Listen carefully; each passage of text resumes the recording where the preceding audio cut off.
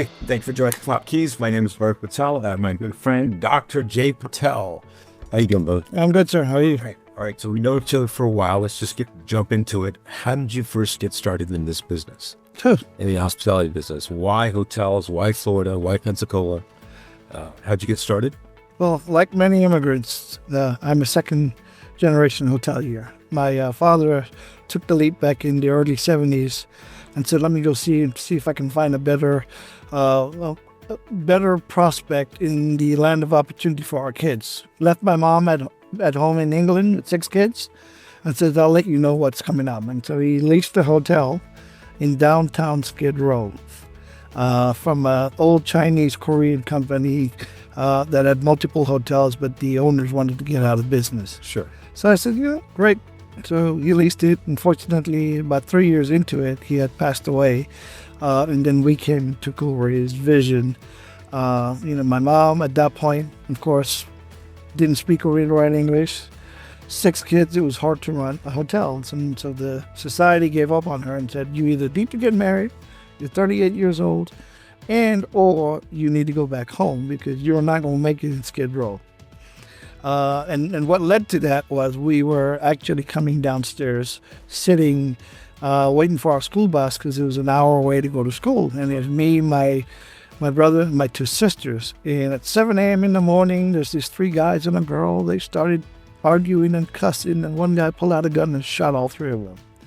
Boom. Next thing you know, there's 100 cops out there. He's still on the loose. So this cop lady took us back inside. You're not going to school today. And then, me and her brother. This is in L.A., downtown L.A. And to me, my first reaction was, wow, Starsky and Hutch, I get to see it live. But I couldn't convince my mom that it was the right thing to do. Stray bullet could have hurt us. So about 120 days after that, she sold the hotel and we moved to Pensacola, Florida. Moved from a concrete jungle to a jungle that looked like Tarzan. This is the 80s, right? This was 1979. Right, so. Yeah, 1979, yeah. And that's what led Quiet town, small town. Yeah, small I think of Florida had like about 10 million people. Yep. Not many. Yeah. And so that's basically the story that got started. We lived in a hotel, a 16-unit hotel, and we did our homework on the front desk. And then get a franchise. Then Mid-South Indemnity came up in Nashville. Okay. And they needed a director from Florida, and nobody volunteered. So I raised my finger and said, I'll do it. Right. And so Sankarbai and those guys had me on the board, and then a whole lot. So explain what itself for those insurance company and all of us stuff. Yeah, Mid-South Indemnity was designed because we were discriminated in insurance. And a group of Indian hoteliers out of Tennessee got together and said, let's go educate the industry. And then they needed chapters from Florida, Georgia, and Alabama, Mississippi. And so they were asking people, hey, would you join the board? And so I think I was in my early 20s. Right. And I joined, And then I started, and same thing. They were looking for somebody in Florida. And I believe I was the guy that jumped up first. He was one of the founding members. Did it for 2 years. And then in 91, I was asked, would you be interested in taking my place? Right. So I said, AHOA, okay. So I joined AHOA. And then in 1995, myself, Harry Patney, and Bugabai were 3 that were serving on both boards. And so we came up with this concept of merging both organizations.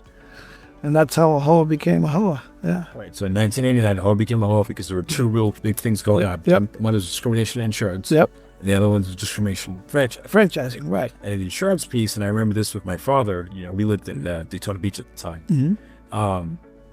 Get a letter. Basically, it says something like, your last name's Patel. Yep. And it appears we can no longer continue insuring. Right. Now, to those who may know this, but if you have a loan on your hotel, you cannot self-insure. That's the first. So now today that letter may be a class action lawsuit, but probably an email. So what prompted that was there was an Indian hotel owner in northern Florida, Jacksonville area, had burnt the hotel down. Right. And the fire marshal considered it as an arson. Right. Allegedly. So allegedly, because of that one incident, they stereotyped the Patel community. Right. And the insurance said, the Patels are arsonists. So they sent letters out to all of us saying, we're not going to insure you. Right.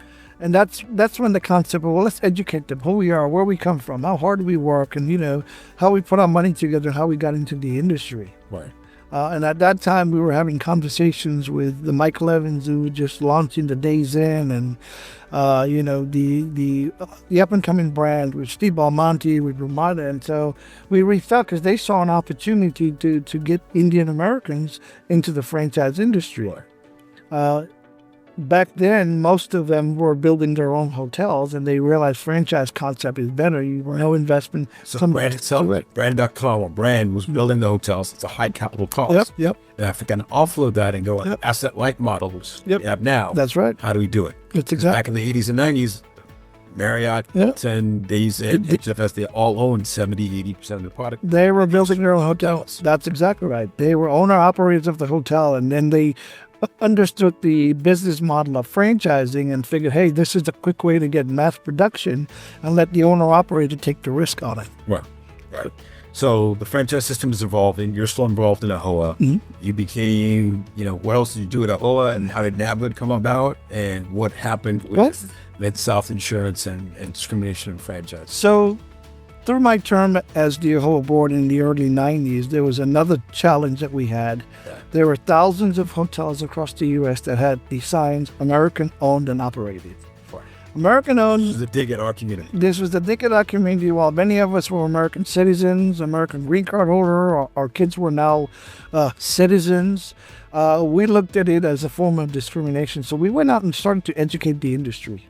We educated property owners, and we educated the brands that, while you're not doing anything, we feel that they're telling the guests, I'm like you, American, the rest of these aren't. Even though we were American taxpaying citizens. And so the brands understood that they have a consistency level. And so they were able to tell these people, no, if you're going to continue to have a sign, you're going to lose your flag. The independents, we educated them through government. And before you knew it, almost 95% of the industry within a few years took the signs down. We always promoted, if you want to be proud of being American, and say we're proud of our troops, we're proud to be Americans. But when you say American owned, means I'm different from the other owners, the 5 owners across the street from you. I remember this happening at Daytona Beach at US 1. American owned and operated. And then, like you said, the cycle came through. So the irony is this, what the hotel put out? English owned and operated.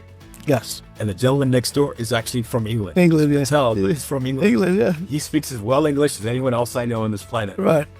But look, so we've come a long way. Yeah. Right.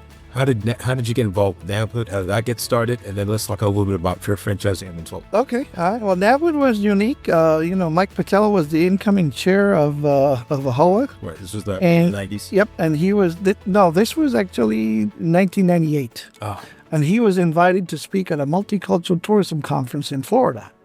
And Andy was heading that, trying to bring the Caribbean islands to work closely with Florida. And how do we interact? Because all the cruise ships were coming in, and that was kind of the expansion of the cruise industry. That was the beginning of the cruise industry. So I was invited. So Mike said, well, Jay, you just wrote the book, Franchising Is It Fair? Why don't you go? I'm not going to be able to make it. That was by accident. So I said, okay, you know what? I'll drive down to Jacksonville. And so I spoke on franchising, and, my book that was coming out is just the early stages of Franchising Is It Fair? And I had just... Name of the book again for the audience? Franchising Is It Fair? How to Negotiate an Equitable Franchise Agreement. And eventually be on Amazon? Yep. It's on Amazon, all that. And I've sold over 10,000 copies over the years, about 5,000, and donated it at one of their conventions. But the overall message out of the book was about the 12 points of fair franchising.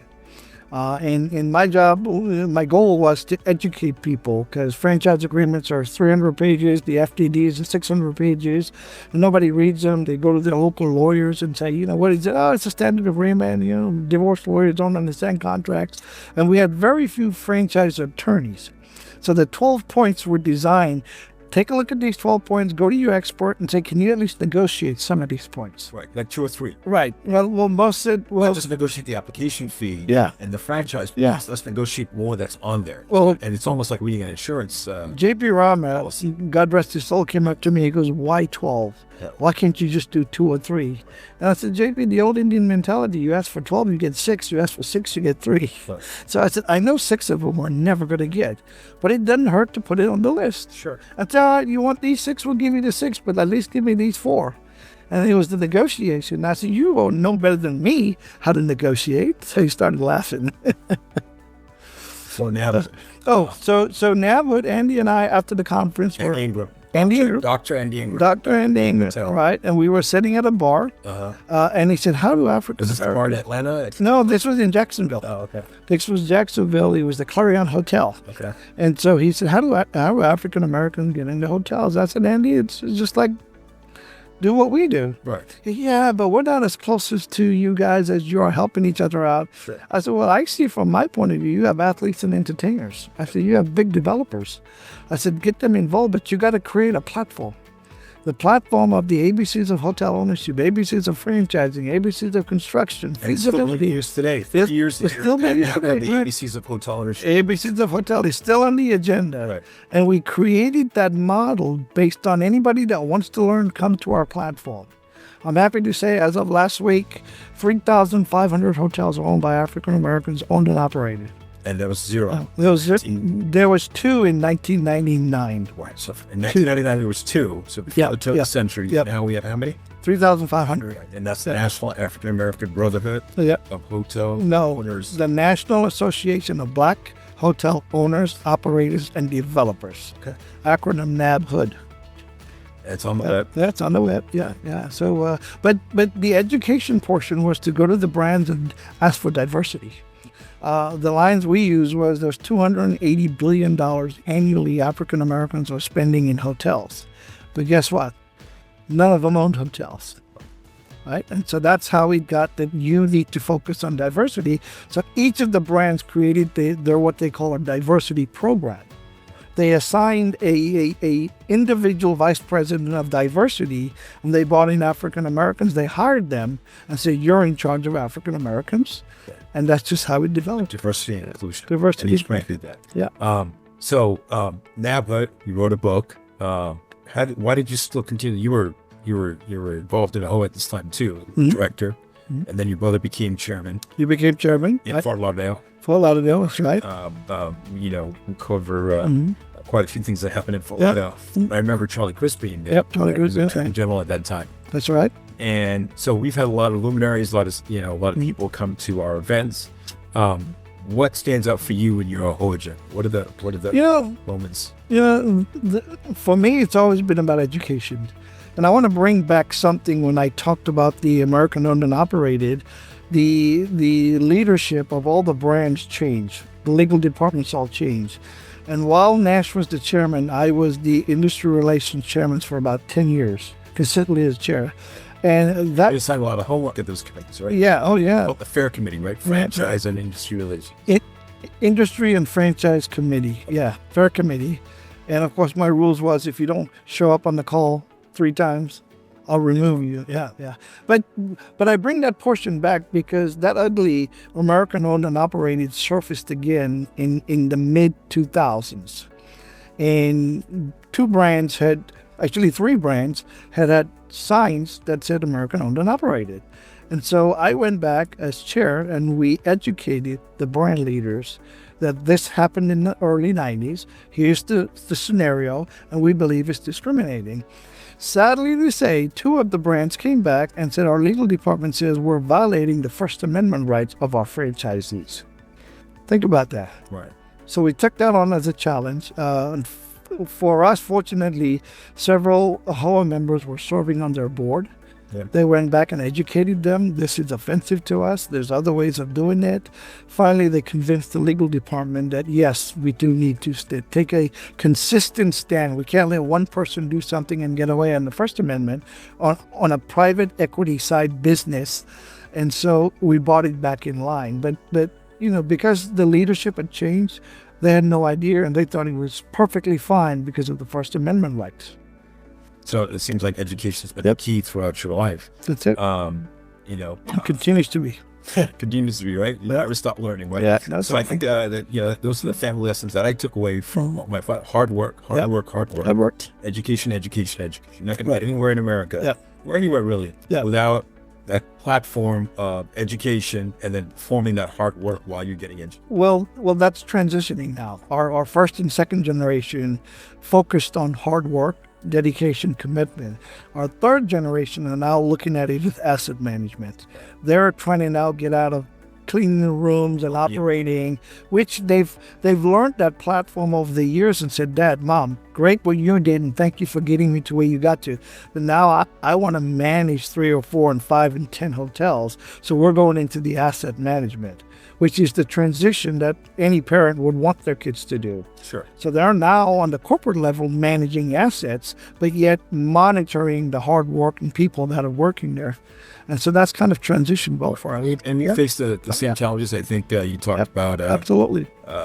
Former Chairman Mike Patel. I think in his article in the magazines, something like, here we come to America. A lot of us have challenges with language, challenges raising capital, challenges with labor. Just wait till the next generation takes over. Exactly. Right? Yeah. That's what the whole platform was set up for. So there are people like you. They're the the guardians of the whole legacy. Mm-hmm.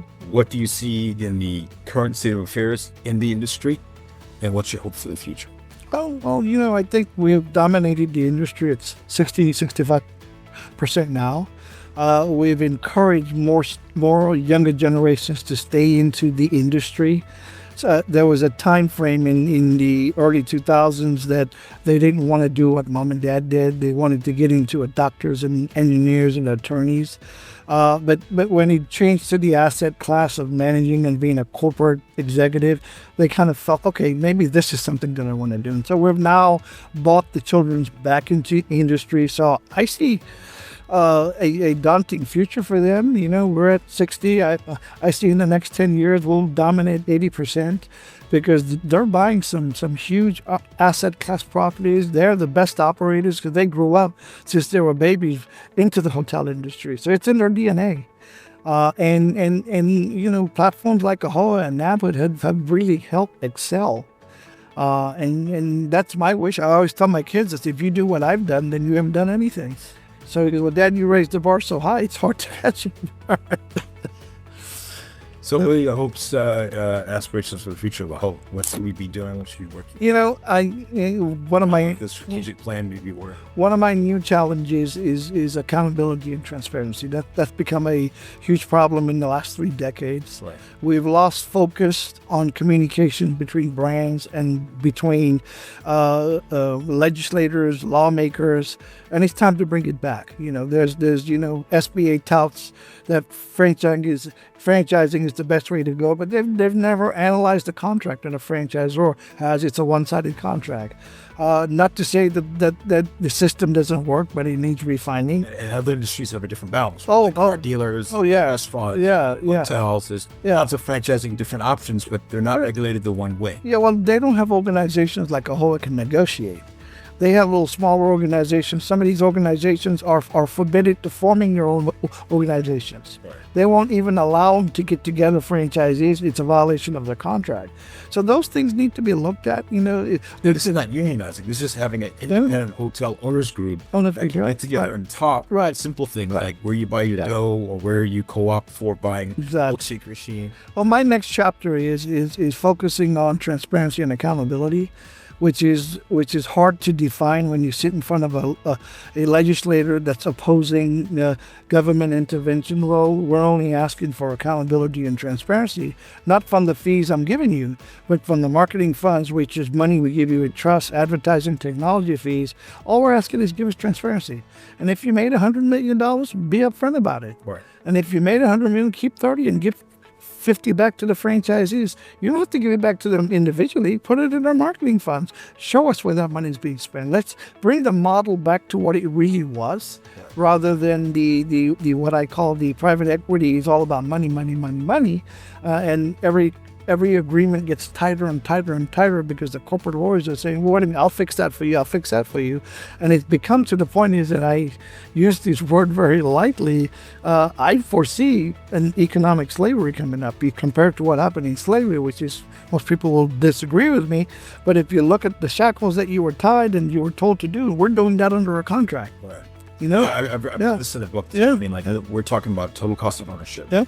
And what happens here, it's almost like sharecropping and other things where every 5 years Yeah. or every 7 years, you refresh and do your furniture. Right. So you have to borrow a bunch of money to come back and do this. Right. So you're forever beholden to that concept. Well, nobody from the franchising concept has looked at it from the human side.